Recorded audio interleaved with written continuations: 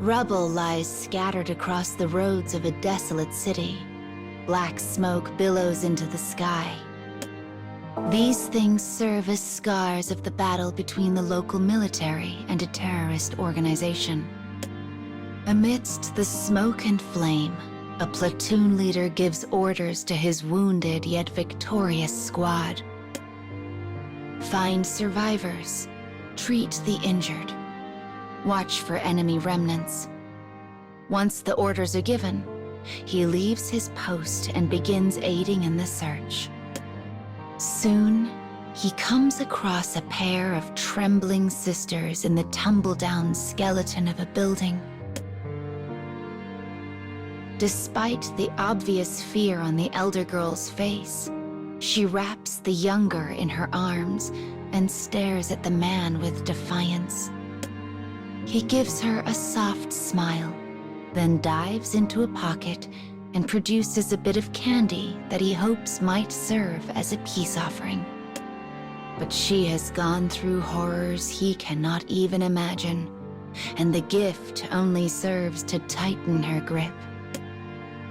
The only sound is the lonesome howl of the wind. Suddenly, the silence is betrayed by the rumble of the young girl's empty stomach. The man snorts despite himself, then immediately regains his composure and apologizes for the disrespectful display. "My sister is hungry," mutters the elder through flushed cheeks. "She needs to eat. I'll do whatever you want. Just, please, food." The man smiles gently, a true smile, not a trick of the bargain.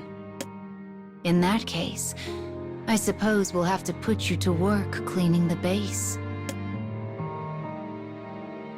The girl nods, her face softening slightly as she considers the prospect of keeping her kin safe.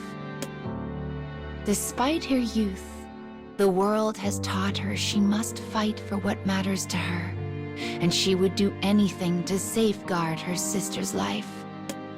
Tasked with the lives of his troops, the man recognizes this instinct in her, and he swears then and there to show this small kindred spirit the utmost respect.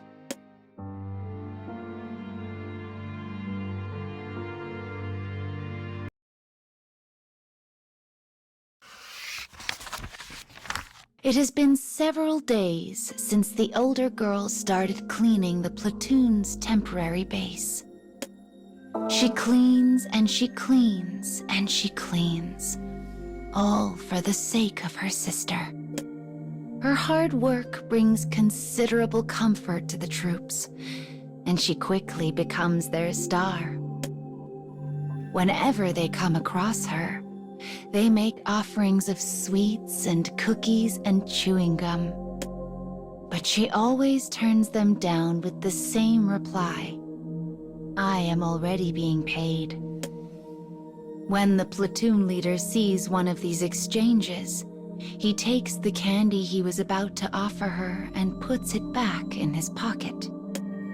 Instead of a gift, he offers a simple word of thanks for her hard work before venturing to the communications room. As he enters, one of his men is busy transcribing a new message that came across the wire. It is a report from headquarters regarding the terrorist organization. It details all the weapons their enemy has purchased, as well as an estimated date and location for their next attack. The man rubs at his chin as he considers this new information. Above all, he wants to keep as many of his troops as safe as possible. As he mulls over his options, a second message comes across the wire. "Enemy using children as spies. Take all necessary precautions." The man's head whips around to focus on the girl cleaning in the next room. She nods politely at him and continues her work. Beside her, her little sister waves happily.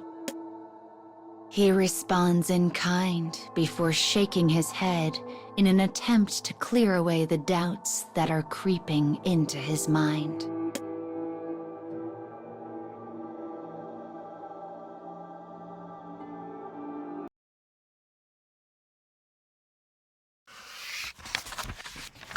Late that night, the man sits in his room planning their next operation. His pen dashes across the page with conviction. If he can pull this off, it will decimate the terrorist organization without claiming the lives of any of his platoon. As he finishes his work, the girl appears in his doorway. He quickly gathers his notes and shoves them into a drawer. "How are you settling in?" he asks. "Well, thank you. My sister is sleeping again. A smile has returned to her face, and it's all because of you." Her gaze suddenly drops to the floor. "But I know you're about to go away. Is it somewhere dangerous?" "Perhaps," he says with an easy smile. "But I'll come back. I promise." "You have to," whispers the girl before scampering away into the dark. Night passes. The sun rises. As the base stirs to life, the girl is nowhere to be found. She left behind only two things. The first was the mess she created while rummaging through the platoon leader's desk. And the second was her little sister.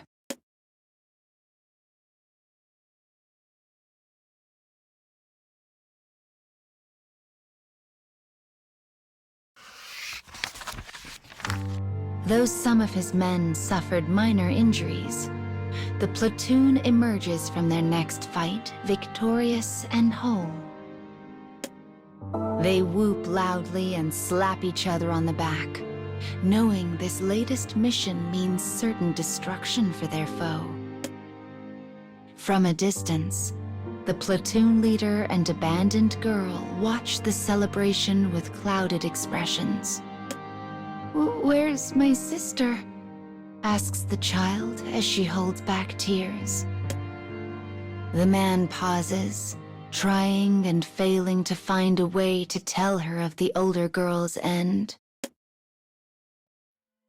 She had been a spy for the terrorists.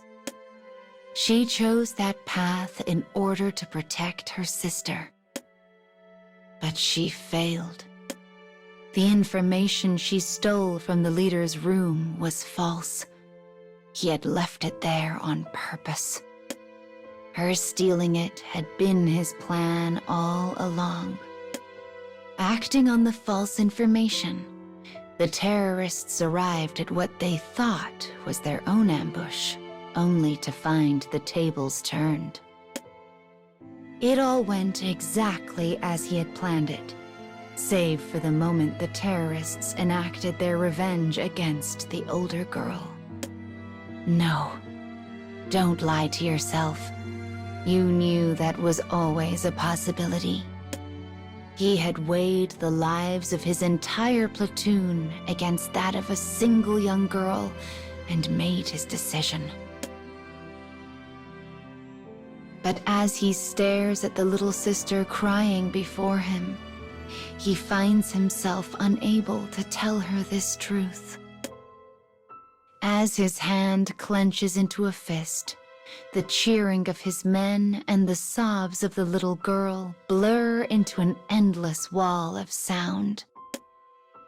These days, the man always keeps a piece of candy in his pocket.